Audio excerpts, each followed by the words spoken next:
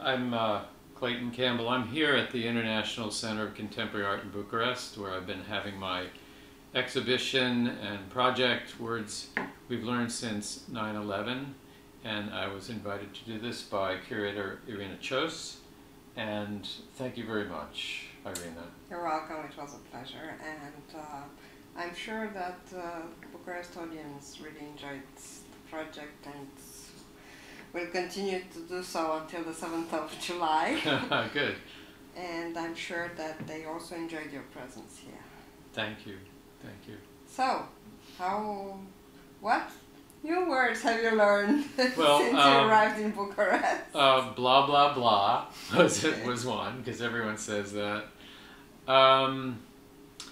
You know, it's not so much the language, because I listen to TV all the time and I couldn't pick out the words, but words that people brought to the show were interesting, like forever, a very optimistic word, or a gentleman who said, "I am not an American." These were the two kind of different oppositions in what people here had to say. Very hopeful and looking forward, and in another regard, kind of very much in the political here and now, and concerned about, you know, world events. You already traveled this project and with this project in many countries. And I would be curious to know, how do you see the Romanian experience? There's got to be a limit to how many countries this can travel to, but right now I think it's got another 2 to 4 years life in it. It's really turning into a very large project with almost 1,000 portraits now from 10 different countries. If this goes for another 2 or 4 years, it could really be a wonderful cross-cultural conversation, as long as this idea, Words We've Learned Since 9/11, remains relevant as a process of looking forward. For myself as an artist, in 2 to 4 years, I'm going to be fairly mature, and I would like to wrap the project up in some fashion where I actually hand it off to younger artists, if they're interested in continuing this project, or even altering its methodology in some way, and keep it alive probably through a website or some other virtual means. It's not only interesting as an artistic experience, but it gives you a lot of insight from different cultures. And as we were talking yesterday with a participant in the project who is an anthropologist, he almost had it like an X-ray of different cultures and Right. different situations throughout these last 10 years. And I'm curious to ask you, do you see any specificity in the words people provided in different places? Well, yes, they alter between words that have been learned through the media, and I would make that in several subsets. One would be popular culture, one would be media and news, one would be military jargon, one would be political, social jargon, some would be religious jargon. The other side is what's coming from people's feelings, words that they've learned that have a lot to do with introspection and how they feel about the world, how they feel about themselves in it. So in effect, these are words that they've probably already known, but have taken on a much different meaning. So it's balanced between the intellectual and the emotive. As the project develops more, that split continues. The words are less about 9/11 and more about what's happening right now, wherever we are in a community. And I do find, though, that there's a corresponding sense of looking forward, being hopeful about the future, but still not quite knowing what's going to happen.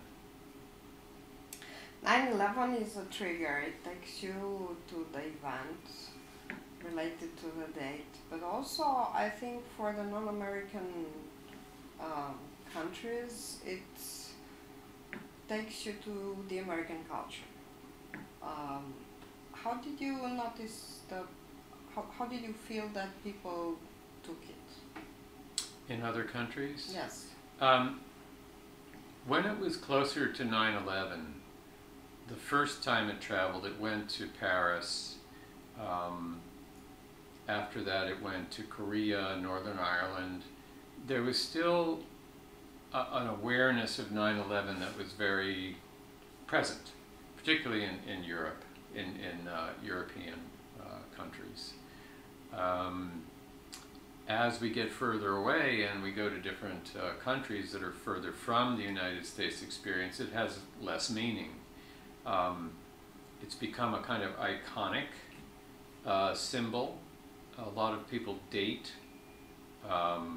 certainly United States policy from that time, which has affected a lot of people. But it's becoming now more of a memory and a distant image. So we use it more as a marker in time. It was really like the turn of the century. It happened in 2001. It was the first year of the 21st century. So it's what has happened in the past 10 years for a lot of people, and some very significant things have happened that have nothing to do with 9/11, but very much changes in their own communities or countries. Of course, that most of the people who take part in the project are mature people, but you had quite a lot of children responding to your invitation, and most of them had nothing to do with 9/11. That's right. As one of the Romanian children taking part in the project said that he had learned all the world words since 9/11. Yeah, that's great. That's great. What do you sense in this in the younger generation? How do they relate to this kind of project and to this kind of challenge? I think, I had one experience where I had two school groups in the United States, in Mobile, Alabama, come to be photographed. And before they came, 9/11 was a lesson in school for them, and they studied it, and none of them had been born.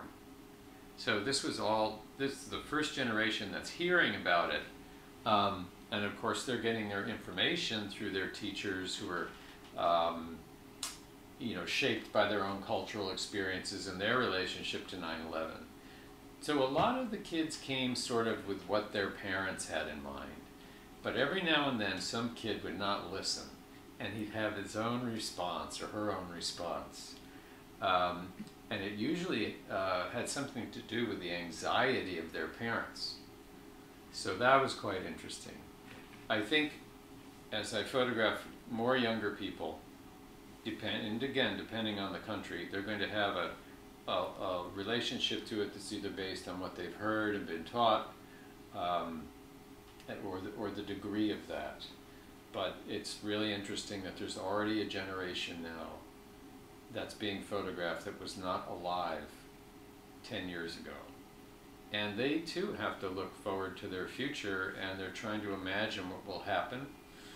And they've been born into a world where there's, because of things like 9/11, a fair amount of anxiety that is in the air that, particularly their parents are aware of or actually manifest. So as we go forward photographing younger people, I'm really curious whether there'll be any real sense that this is a meaningful thing. Will it become curriculum in United States elementary schools where we were attacked by these bad people and there's no other information? Kind of like the way Pearl Harbor is taught, like the Japanese attacked us and that was it. History is a very interesting thing, and how it's passed down to younger people, I find it often needs to be revised later on in life to reflect the really complexity of historical events. Talking about history, of course, one of the connotations of 9/11, it's the historical meaning, and then, of course, that it's one of the the events that marked history of the mankind, I can say, that most of us lived. Do you see this consciousness of people that they are assisting history in the making? Do you see that people are aware that events that happen in their lifetime are part of the history? Well, yeah, I think when something pretty radical happens, like 9/11, or let's say there's going to be some horrible outburst in the Middle East, these kinds of violent events certainly shape people's relationship to history. I do think that cell phone's off.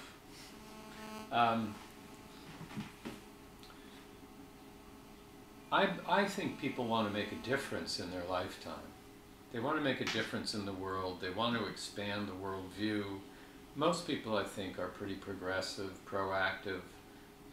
They would like to live in a peaceful world. They'd like our civilization to be measured by its arts and sciences that are put to good use.